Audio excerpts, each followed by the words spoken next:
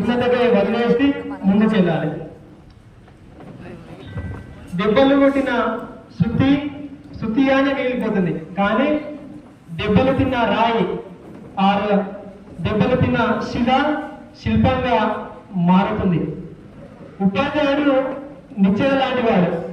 ఆ నిచ్చెన ద్వారా ఎంతో మంది ఉన్న స్థితి నుంచి ఉన్నత స్థితికి ఎదుగుతారు, కానీ ఆ నిచ్చెన అక్కడే ఉండిపోతుంది.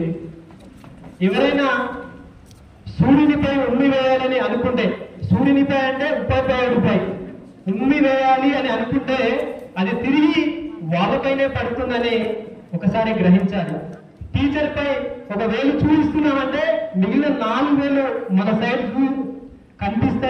చూపిస్తాయని అది గుర్తు పెట్టుకొని టీచర్స్ ను క్వశ్చన్ చేసే వాళ్ళు ఒకసారి తెలుసుకోవాలి.